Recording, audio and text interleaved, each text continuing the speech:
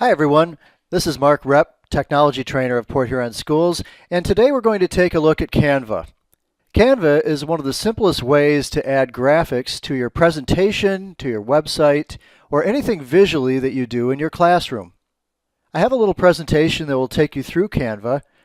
The first question you may have is why use Canva? I have 12 ways to use Canva in the classroom right here, which range anywhere from creating an informational poster to doing infographics, graphics that may be included in a class newsletter.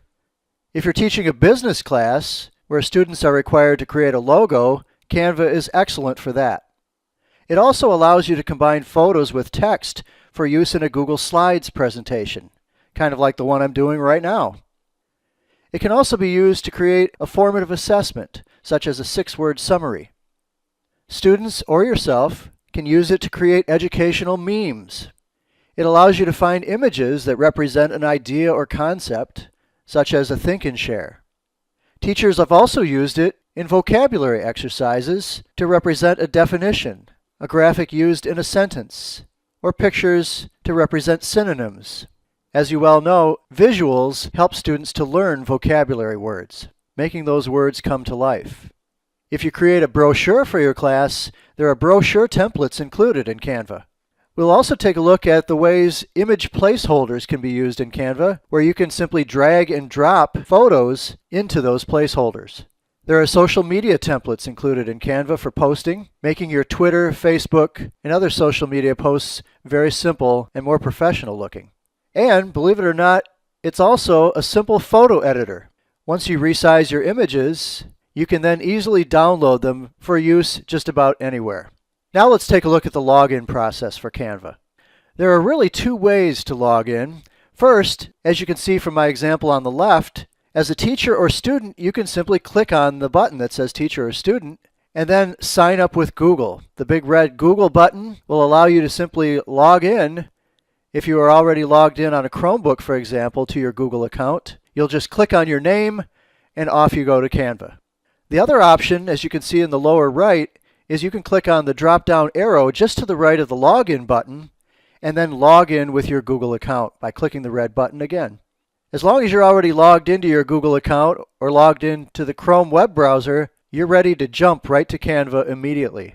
Then to begin creating your design, click on the Create a Design green button over at the top left, and then start searching for images online. Just type in your search, press enter, and find the perfect image from Canva's library of over 1 million different images.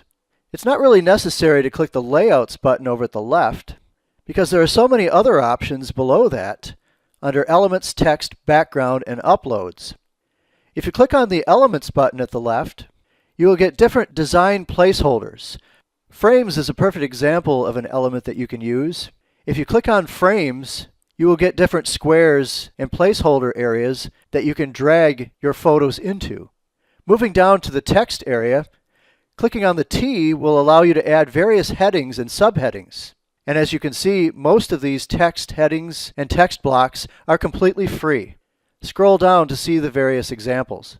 When you find one, just click on it and it will be added to your canvas. Moving down to background, you can see that there are many free backgrounds as well. Just click on one and it becomes the background of your canvas. This is all fine, but you may be asking the question right now, what about pictures that I already have on my computer? Maybe you have a photo of your students that you'd like to use, or an image of your school, something personal to you and your class. If this is the case, just click on Uploads and then upload one of your own images, or just drag them from your desktop. If you click the green Upload Your Own Images button, this will open up folders from your hard drive where you can double-click on any image from your Google Drive, Dropbox, or your Pictures folder on your hard drive, and then just click Open. Also under Uploads is the Facebook button. This will allow you to get photos from your Facebook account, because as we all know, many people store their most interesting images inside of Facebook. And now back to layouts. Remember when we showed layouts right at the very beginning of this presentation, and I told you to skip it? If you still haven't found what you're looking for, layouts is a great way to just click on something that's been pre-prepared for you. Any one of these would be a great example to use. Just click on it and it will give you both a background and a text heading that you can then customize and make your very own. There are many layouts to choose from, each one completely different. Once you're done, just click the download button in the top right corner and then choose what format you want your graphic to be, such as PNG, which is a digital image, and that is the recommended format to use. But there are other choices as well, such as PDF. Then click the green download button, and you'll be able to store this graphic on your computer for future use. Now I would recommend that you create your own personal profile as a way to use Canva on your own. Include an image of yourself, include text, use a new background, and add at least 3 images that interest you. These are images that represent something about yourself. And use 2 or more elements. Be creative, and when complete, either download to your computer or share the design with someone else. Here are a few links that will help you explore Canva and its immense capabilities in the classroom. Just click on the links below for a good walkthrough, multiple tutorials on Canva, and additional teacher materials and workshops. Thanks for joining me, and now go and have fun with Canva. I'm Mark Repp. Join me again for another video in the near future. Bye-bye.